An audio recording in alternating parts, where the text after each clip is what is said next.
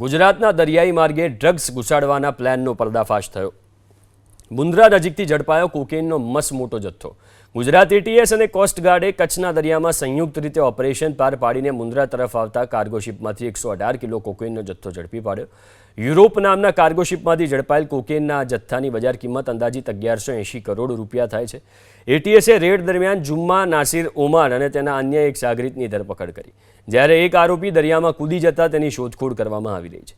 કોકેનનો આ જથ્થો દિલ્હીના દ્વારકામાં રહેતા વિદેશી નાગરિકોને આપવાનો હોવાની વિગતો સામે આવી છે। કોકેનનો આ જથ્થો દિલ્હીમાં રહેતા કેલ્વિન ચુકવામા અને બ્યારુહંગા જેમ્સને આપવાનો હતો।